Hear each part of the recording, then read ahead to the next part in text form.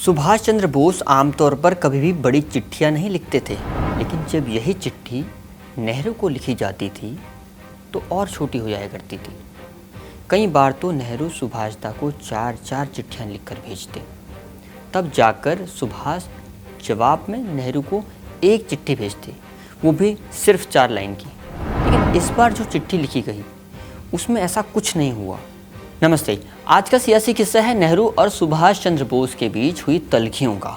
28 मार्च 1939 को जब सुभाष चंद्र बोस नेहरू को चिट्ठी लिखने बैठे तो लिखते ही चले गए। उन दिनों जब ये चिट्ठी प्रिंट हुई तो इसके लिए कुल 27 पन्ने खर्च हो गए। ये जानना और दिलचस्प है कि इस दिन बोस ने नेहरू की चिट्ठियों का जवाब नहीं लिखा, बल्कि इसके उलट नेहरू से तमाम सवाल और पूछ डाले। एविडेंस बताते हैं सुभाषदा ने पत्र की शुरुआत कुछ ऐसे ढंग से की थी।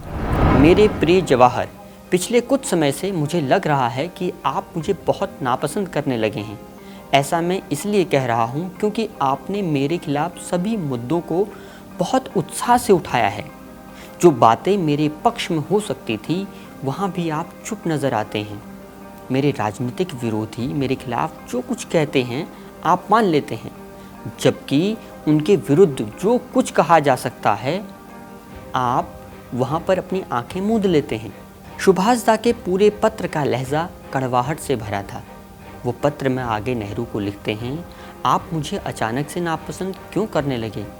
मेरे लिए ये एक रहस्य बना हुआ है।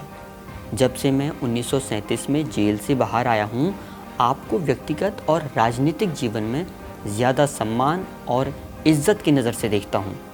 राजनीति के क्षेत्र में मैंने आपको हमेशा अपना बड़ा भाई और नेता माना है। इस भाई और नेता की बात का प्रमाण इस लेख में भी मिलते हैं, जब सुभाष और नेहरू छोटी छोटी बातों के लिए एक दूसरे से सलाह मशवरा करते थे। पंडित नेहरू और नेताजी सुभाष चंद्र बोस के रिश्तों के बारे में आज कई तरह की बातें और अलग अलग राय हैं, लेकिन चिट्ठी में लिखी बातों में स्पष्ट है कि दोनों एक दूसरे का बहुत सम्मान तो करते थे। सुभाष चंद्र बोस ने नेहरू को अपना बड़ा भाई तक बताया है। वहीं दूसरी ओर नेहरू और सुभाष के बीच उलझनें भी कम नहीं दिखती हैं। स्वराज के लिए साथ लड़ने वाले इन दो मुख्य स्तंभों के बीच ये दूरियां आखिर बढ़ी कैसे? ये बात 4 मार्च 1936 की है, जब सुभाष चंद्र बोस नेहरू से काफ़ी प्रभावित थे। बोस ने एक दिन नेहरू को पत्र में लिखा, आज के मुख्य नेताओं में से आप ही एक ऐसे नेता हैं जो कांग्रेस को प्रगति की ओर ले जा सकते हैं। उन दिनों के लोगों का मानना था कांग्रेस स्वराज और आज़ादी के आंदोलन का स्कूल है। नेहरू और बोस इस स्कूल के सबसे अच्छे अध्यापकों की भूमिका में हैं। ये वही दिन थे जब सुभाष चंद्र बोस नेहरू की देश विदेश की समझ से काफ़ी प्रभावित थे। इसके कुछ समय बाद ही बोस को ब्रिटिश सरकार ने नज़रबंद कर दिया। बोस 1937 में नज़रबंदी से बाहर आते हैं, लेकिन तब भी उन्हें सबसे अधिक प्रभावित करने वाले व्यक्ति नेहरू ही लगे। इन दिनों नेहरू और बोस के बीच रिश्तों में गजब का ठहराव देखने को मिलता है, लेकिन ना तो ये समय ठहरा और ना रिश्तों में ये ठहराव बरकरार रह सका। एक कहावत के जैसे घड़ी की सुई तेजी से घूमी, पहले सीधी फिर उल्टी। यानी पहले पार्टी में बोस का कद तेजी से बढ़ता है, इसलिए बोस ने अपनी लोकप्रियता को बढ़ता दे कांग्रेस के अध्यक्ष का पद चुनाव लड़ने का फैसला किया। ये फैसला उनके पक्ष में गया और वो चुनाव जीत गए। लेकिन चुनाव के दौरान बोस का प्रचार करने का तरीका, उनके भाषण में प्रयोग किए जा रहे शब्द सभी नेहरू की पसंद से कहीं दूर थे। बतौर कांग्रेस अध्यक्ष बोस का कामकाज भी नेहरू को बहुत रास नहीं आता था। खासकर बोस का पार्टी के मुद्दों को कार्यकारिणी के बीच नाक हल करते हुए उन विषयों पर जनता के बीच भाषण देना। एक बार नेहरू ने बोस को कहा, सुभाष आप पार्टी अध्यक्ष से ज़्यादा पार्टी प्रवक्ता की भूमिका निभा रहे हैं। नेहरू और बोस के विवाद के पीछे कई और वजह भी रहीं, जैसे दोनों का एक दूसरे की विचारधारा को ठीक से समझ नहीं पाना। इसका हल निकालने के लिए नेहरू ने बोस को पत्र भी लिखा। नेहरू का मानना था कि वो अगर इसी तरह एक दूसरे के उद्देश्यों और कार्यों के प्रति शंका और दुराग्रह से भरे रहेंगे तो भविष्य का निर्माण कर पाना कठिन हो जाएगा। वो चाहते थे कि इसके हल के लिए दोनों लोगों को एक दूसरे की विचारधारा को अच्छी तरह से समझना बहुत ज़रूरी है। उन्हें लगता था कि ऐसा करने के लिए आपस में लंबी बातचीत बहुत ज़रूरी है, लेकिन अफसोस ये हो ना सका। बोस को लगता था नेहरू से मुलाकात करके भी बहुत हल नहीं निकल सकते। सुभाष दा ने पिछली मुलाकात का जिक्र करते हुए लिखा, पिछले वर्ष जब नेहरू यूरोप से वापस आए तो मैं इलाहाबाद जाकर उनसे मिला और पूछा कि आप हमारा नेतृत्व किस प्रकार करेंगे। बोस पत्र के अगले भाग में लिखते हैं, जब भी इस सोच के साथ मैंने नेहरू से बात की तो नेहरू के उत्तर अस्पष्ट और गैर जिम्मेदाराना भरे दिखे। सुभाष इस बात का जिक्र करते हुए पत्र में बताते हैं, पिछले वर्ष जब नेहरू यूरोप से लौटे तो मुझे ये कहकर चुप करा दिया कि तुम्हें गांधी जी से परामर्श करना चाहिए, फिर हम बात करेंगे। गांधी जी से मुलाकात करने के बाद जब हम वर्धा में मिले तो नेहरू ने मुझे कुछ भी नहीं बताया। बोस बताते हैं, उसके बाद कार्यकारिणी के सामने कुछ प्रस्ताव रखे जो ना तो नए थे और न ही देश को कोई नई दिशा देने वाले थे। बोस ने नेहरू और गांधी को मनाने के अपने प्रयास कम नहीं किए। जून में बोस ने वर्धा में गांधी से आखिरी मुलाकात की, लेकिन इस मुलाकात का कोई सकारात्मक परिणाम नहीं निकल के आता है।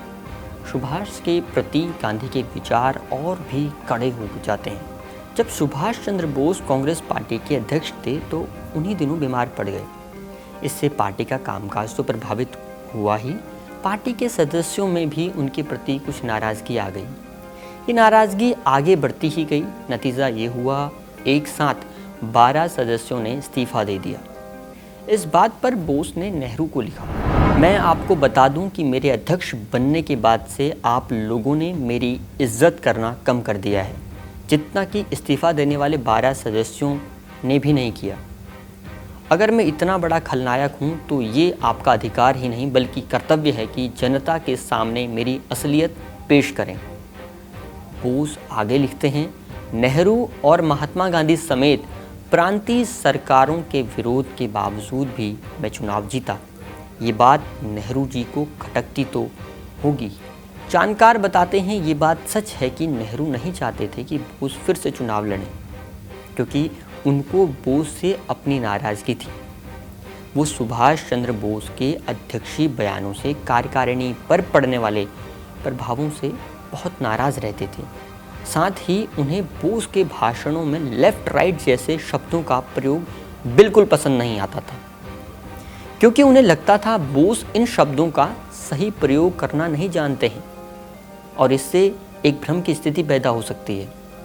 लेकिन बोस को लगता था नेहरू खुद तो इन शब्दों का प्रयोग खुलेआम करते हैं, उन पर कोई रोक नहीं है। तब इस विषय पर दोनों का अक्सर मतभेद बना रहा। इन सभी बातों को बोस ने नेहरू को लिखी अपनी चिट्ठी में दर्ज किया है। नेहरू और सुभाष के रिश्तों की खटास का एक कारण रुद्रांशु मुखर्जी की किताब नेहरू बोस पैरेलल लिव्स में भी मिलता है। रुद्रांशु मुखर्जी लिखते हैं, सुभाष को विश्वास था नेहरू और बोस मिलकर इतिहास रच सकते हैं, लेकिन जवाहरलाल नेहरू महात्मा गांधी के बिना अपनी डेस्टिनी नहीं सोच पा रहे थे। 1939 एक तरफ दूसरे विश्व युद्ध का दौर और इधर नेहरू बोस के रिश्ते में खटास का सिलसिला जारी था। उस जमाने में नेहरू के करीबी बताते हैं, नेहरू को ये कभी पसंद नहीं था कि उन्हें एक पार्टी या गुट से जोड़कर देखा जाए। वो सबके होना चाहते थे। इसी दूरदर्शिता के चलते नेहरू अपने नाम की एक समानांतर दुनिया बनाने में भी कामयाब रहे, लेकिन बोस को ये बात बहुत अखरती थी। उन्होंने लिखा, आपको यह घोषणा करते रहने की आदत है कि आप अलग थलग हैं और आप किसी का प्रतिनिधित्व नहीं करते और न ही आप किसी पार्टी से जुड़े हैं। बार बार इस बात को ऐसे दोहराते हैं जैसे कि आपको इस बात पर अभिमान है या फिर आप इससे बहुत खुश हैं। कभी आप खुद को समाजवादी तो कभी कट्टर समाजवादी कहते हैं। मुझे अब भी आश्चर्य होता है कि एक समाजवादी किस तरह से व्यक्तिवादी हो सकता है। नेहरू जी, जैसा कि आप अपनी घोषणाओं में कहते हैं, दोनों बातें एक दूसरे के उलट हैं। बोस लिखते हैं, गुटनिरपेक्षवादी होने का लेबल लगाकर व्यक्ति सब गुटों में प्रसिद्धि तो पा सकता है, लेकिन उसकी कीमत क्या है? सुभाष दा ये सब नेहरू को लिखी अपनी चिट्ठी में कहते हैं। बोस को लगता था कि किसी भी देश का समाजवाद बिना किसी पार्टी या संगठन से जुड़े हुए पनप ही नहीं सकता।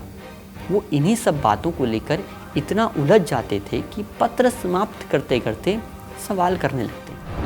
बोस लिखते हैं, नेहरू जी, अब मैं आपसे कहूँगा कि कृपया आप अपनी नीति और कार्यक्रम स्पष्ट करें। अस्पष्ट सामान्य नीतियाँ नहीं, बल्कि स्पष्ट, सत्य और विस्तृत। बोस कहते हैं कि मैं ये भी जानना चाहता हूँ कि वास्तव में आप क्या हैं, समाजवादी, वामपंथी, केंद्रवादी, उदारवादी, गांधीवादी या फिर कुछ और ही। नेहरू और सुभाष के संबंधों को भारत की राजनीति की बड़ी प्रतिद्वंदिता के तौर पर देखा जाता है। ये प्रतिद्वंदिता और आगे भी चलती, लेकिन नियति ने बोस को भारत की राजनीतिक पटल से हटा दिया।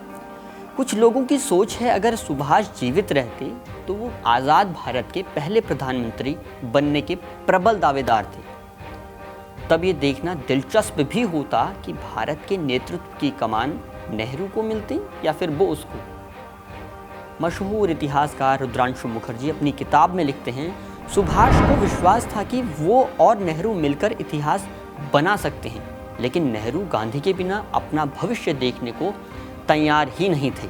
सियासी किस्से के अगले एपिसोड में आप किस नेता के सियासत का किस्सा सुनना चाहते हैं, बताइएगा। तब तक के लिए दीजिए इजाज़त। नमस्कार।